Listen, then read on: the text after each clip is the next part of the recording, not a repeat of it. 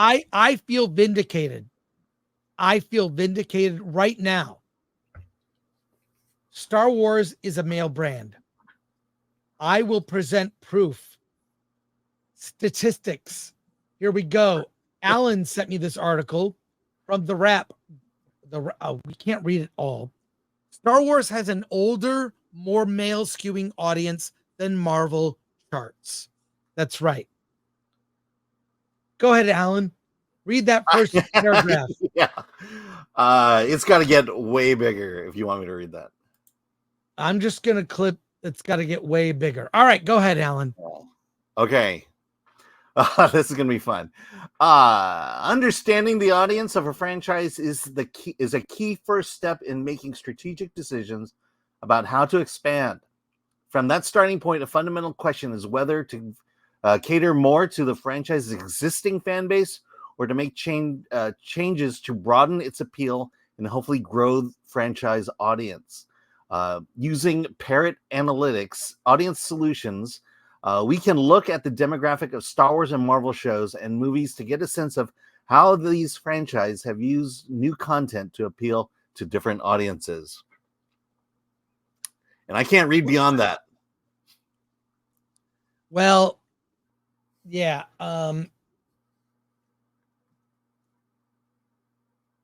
I just think that it's obvious. It's always been a more male audience. Now, that doesn't mean that women can't be fans. There are a lot of female fans of Star Wars. Let's be clear. It's primarily a boys' brand. And to be clear, the Wrap Pro that's for professionals in the industry, which is why it's behind a paywall, this story.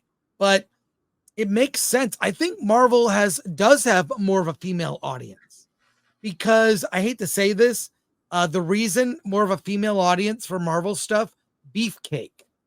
You know, you've got like every male Marvel character gets shirtless at some point.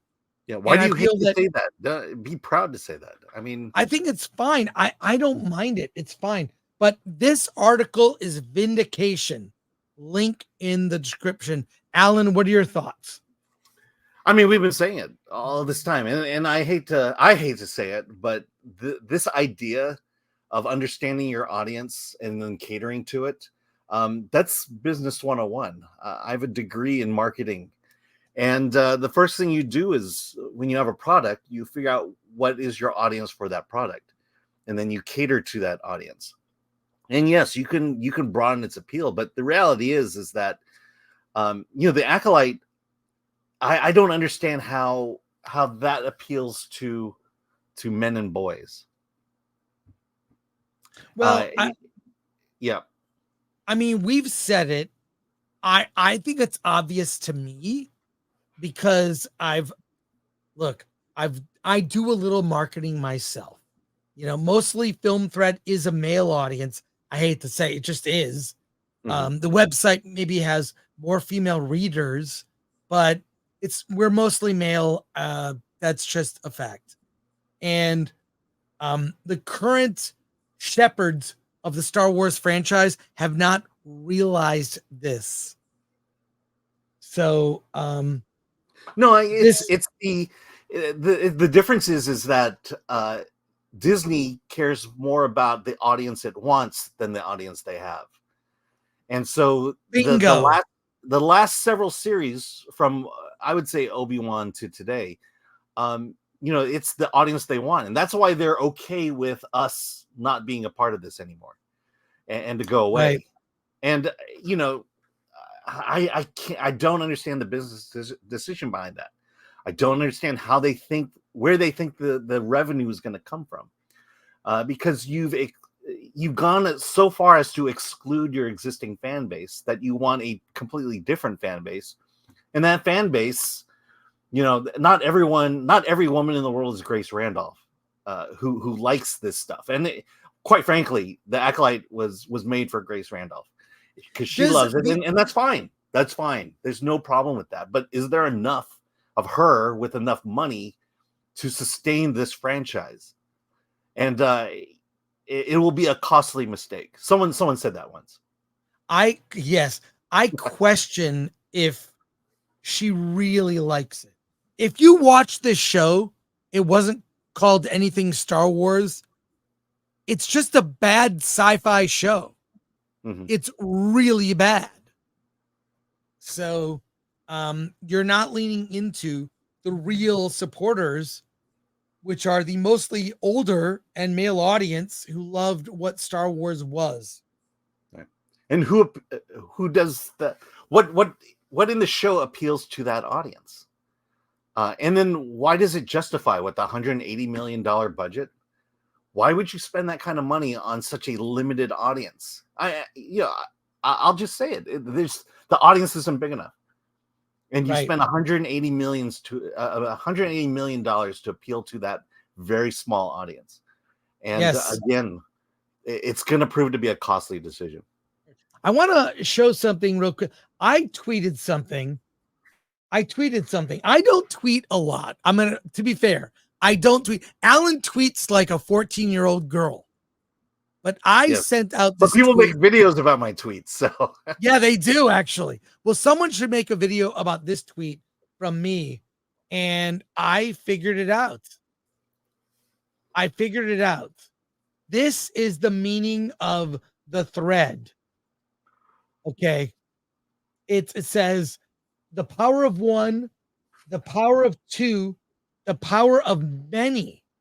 I'll look at this graphics. That's the power of, wait, let's go. The power of one, the power of two, the power of many. Wait, sing it with me, Alan. okay, here we go. Okay. The power of The power of one, one, the power of the power two, of two, the power the of power of many. many. That is going to offend somebody. I don't know how we're going to recover from that. So continue reading here, Alan. Okay, it's got to be way bigger than that. Oh, sorry about that. I'll make just that. know. Yeah, or you Enough. could just take the link that's in the private chat, put it on your computer. Yeah, and right read now it. my computer is Is that yeah. big enough for you? Yeah, I got it. Okay, here we go. At a high level, the audience for the Star Wars and Marvel franchises are both male skewing. Only a handful of Marvel titles had more female skewing audience. Between the two franchises, Star Wars is more male dominant, with many titles having a 70% or greater male share of the audience. It is also an older audience than the Marvel franchise, in part due to the audience demographic of the original trilogy. Over 60% of the audience for each of these films is over the age of 30. Wow. Okay, that's shocking. We're going to look at this chart in a second, but read this next paragraph. All right. Three Marvel series have been successful at breaking through the female audience with female audiences. Marvel's Agent Carter, Marvel's Jessica Jones, and Loki. Agent Carter in particular had a strong female lead and blending of the superhero and historic drama genre. Has won over female viewers who make up over 60% of the show's audience. Do you want me to keep going? Yeah, male making inroads with female audience is not as formulaic as simply casting a female lead. However, if we look at the Star Wars franchise, The Mandalorian has had the most success expanding beyond the franchise's male-dominated fan base, rather than Ahsoka, for example. Conversely, the Marvel Universe Echo has a female lead, but one of the most male-dominant skewing audiences, over 80%. Okay, let's look at these charts that are in this article. Okay, you're gonna have to describe it. Yeah. So here we go. Audience demographics for Mad Max movies. Look at this. Look at this. It's Mad Max was 78% male. Okay, the remaining is female. Road Warrior, 84% male. Beyond Thunderdome, 70%, 70.9% male. Fury Road, is 66.5% male with 33% female. And Furiosa, 70% male, 29.7% female. So they go into talking about Fury Road because that's recent. Look at this chart. I'll back out so we can see the whole thing.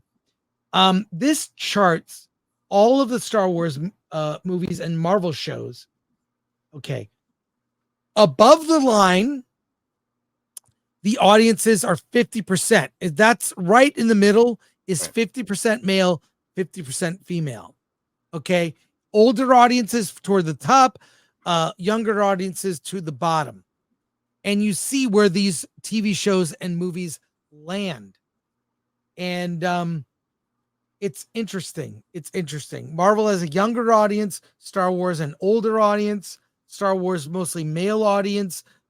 Marvel audience is more female. And I think there's reasons for that. There are a lot of likable male characters that take their shirts off. Alan, can you see this and comment on this graphic? No, I can't see it, but I mean, I'm curious. Where's the Marvels on here? Does it show or? The Marvels is not represented, but yeah, it's really Star Wars is a more male-dominated audience, according to the Wrap, a respected industry trade. Mm-hmm. So there you go. Let's go back according to basic business principles. It's catering to audience you have, not the audience you wish you had. Exactly. Whether Lucasfilm likes it or not, the audience that are fans, it is what it is. I'll repeat what I've said before. Alan and I should not be in charge of a women's cosmetic brand. Alan should not head up a company and be in charge of girls' fashion. I should not be in charge of a female jewelry brand. I just think that women have an affinity for certain things, men have an affinity for other things. I know that sounds like it could be sexist, but it's reality. Yeah, yes, Alan. It's common sense. I think it's common sense, and that's fine. And look, men and women are different. And by the way, teams will be diverse. Some incredible women have contributed to Star Wars in a creative way, making a huge impact. The biggest one, Marsha Lucas. She edited Star Wars. She won an Oscar for editing Star Wars. She saved that movie in the editing room. Saved it. So that's it. But they just went hard. They went hard with this series and with, in particular, episode 3. We'll get to that soon. Alan, any final thoughts? Again, this is all common sense. The